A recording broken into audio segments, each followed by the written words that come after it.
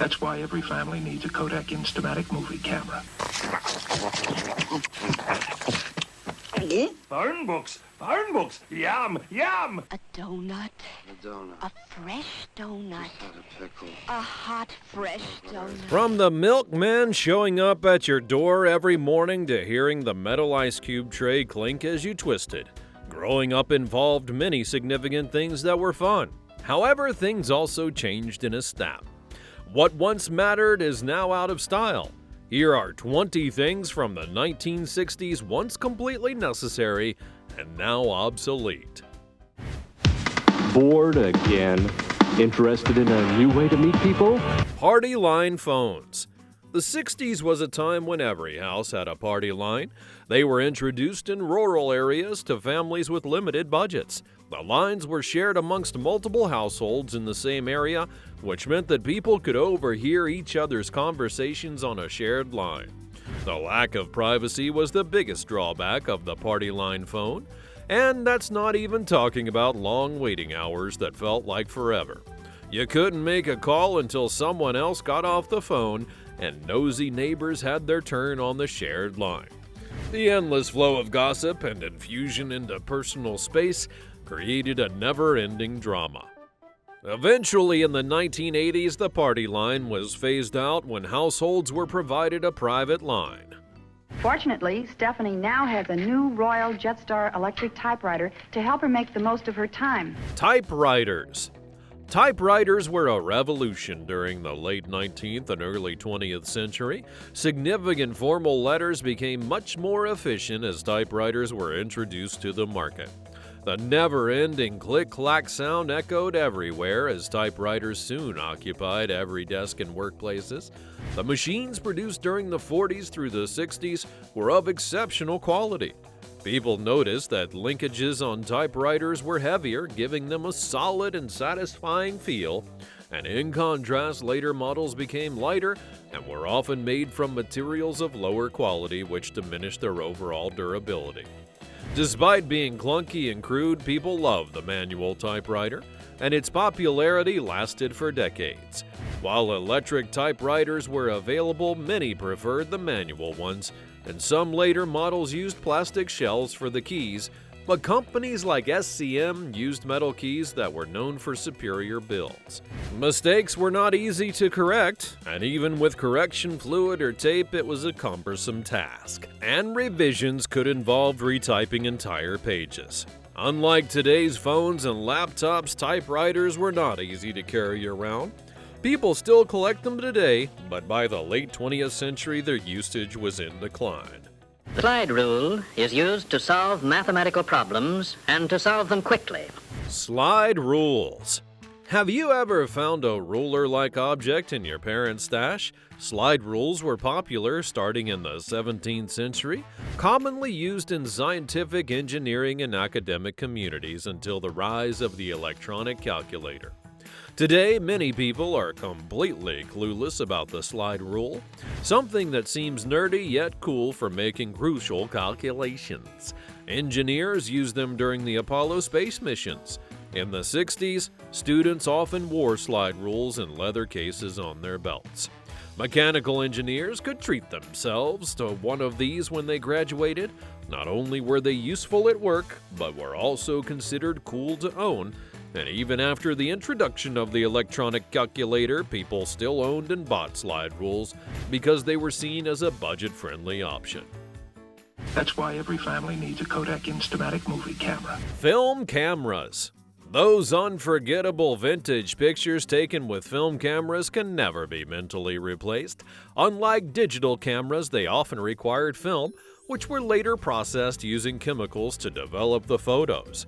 The pictures that were developed had a unique shade and tone and depth of color that digital cameras can't replicate.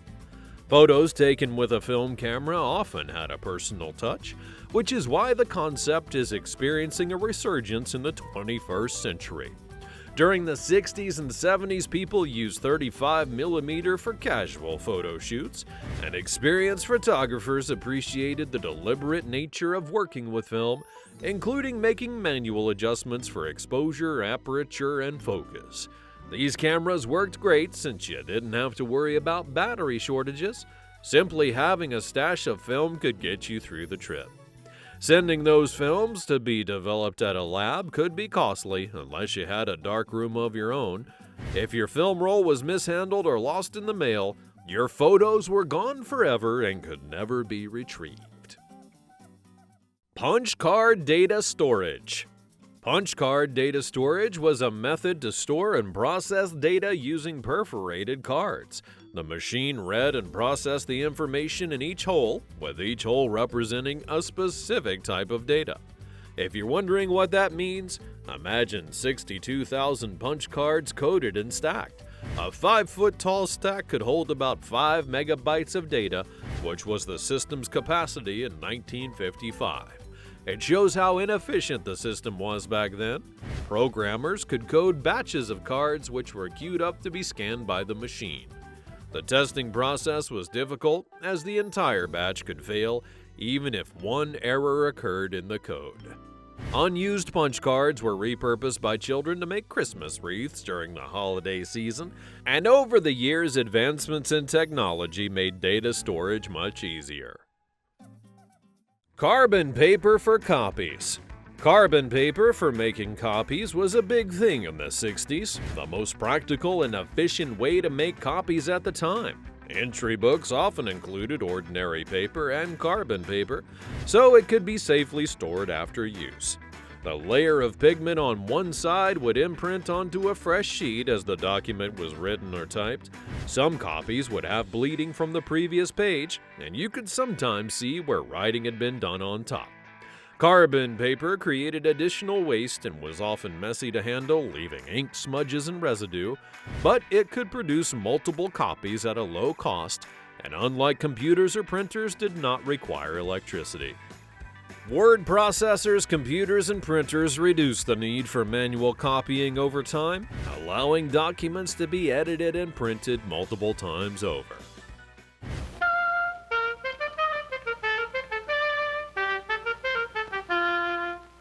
Reel-to-reel tape recorder. The reel-to-reel tape recorder is a device that records and plays audio using magnetic tape wound between two reels. Unlike cassette tapes, it required users to manually thread the tape from one reel to another across the playback head. If you're wondering whether they are still in use, they're not as common today. They're difficult to maintain and upkeep and can ruin recordings if mishandled. Some could be recorded for several hours, making them ideal for a long session. It's undeniable that the reel-to-reel was once the most superior sound quality producing device, rivaling many of today's audio devices. Although not as widely popular now, it remains an unforgettable invention in the history of audio recording. It can't be done. It's been done. It's new Flavor Rich Light. Milk delivery boxes. For everyone who grew up with milk delivery, the sound of the milkman approaching and the clinking of bottles would likely be a timeless memory. Many homes had built-in milk delivery boxes, not only for milk, but also for groceries. These boxes were common from the early 20th century until the 1970s and were designed to keep milk cool and safe from animals and the elements. They were typically made of metal and foam lined on the inside to maintain temperature. Milk deliveries were usually made at specific times, so if a family missed a delivery, they'd have to go without milk until the next visit. In some places, competing dairies went to great lengths to attract new customers, even leaving free bottles on doorsteps as samples to entice families. If you don't have milk services in your area today, you can always repurpose your delivery box for your DoorDash orders. Transistor radios. Transistor radios are portable radios powered by transistors, which are semiconductor devices used to amplify and switch electronic signals. These radios are lightweight and battery operated, making them easy to carry and listen to on the go. Produced in mass quantity at an affordable price, they became a must-have item in the 1960s. With simple dials for tuning and volume, they were easy for anyone to use, and the battery life was much longer than a typical boring Monday. Audio quality was limited. Broadcasts had lower fidelity compared to FM, which gained popularity in the 70s. The signals could be weak or distorted in bad weather, causing static and poor reception. And to make matters worse, the radios were AM only, restricting access to the more clear FM broadcasts while limiting the number of available stations. Film reels for home movies. Film reels were a physical media used to record and store moving images for playback on projectors, and they were once the most popular device in the 1960s. Finding a roll of old film in thrift stores is quite common, but if you want to have them developed, it's not as easy to find a lab that can do the job. They produced high-resolution images with authentic color and texture, making them more visually appealing than early technology. It was crucial to store the reels properly, as improper handling could lead to a loss of image quality. When stored correctly, the reels could last for decades. The first 8mm film format for home use was introduced by Kodak in 1932 and was popular until the 60s. Kodak then introduced the Super 8, featuring easier loading and improved image quality. But as video technology would make progress, the film reel went obsolete. Phone books, yum, yum. Phone books. Phone books were physical directories of local and national contact information, and almost every household relied on them to find phone numbers and addresses of individuals and businesses. An easy way to use was open the book, look up the name of a person or business, and you're dialing within a few moments. Residential listings were generally free, while businesses paid for ads in the yellow pages, and companies often tried to name their businesses starting with a letter A to appear at the beginning. Phone books were typically large and heavy, especially in urban areas where multi-volume directories were common. Some listings quickly became outdated as things changed mid-year. Many of us loved to prank call and send mail to random people we didn't know, a legitimate use of free will. Drive-in movie speakers. Drive-in movie speakers were an iconic part of the drive-in theater experience, especially in the 1950s and 60s. They were essential because they allowed moviegoers to hear the film's audio from their cars. The first drive-in theater opened in Camden, New Jersey in 1933, but it wasn't until the 40s that speakers were introduced to enhance the experience. A centralized sound system was used before that, often resulting in poor sound quality.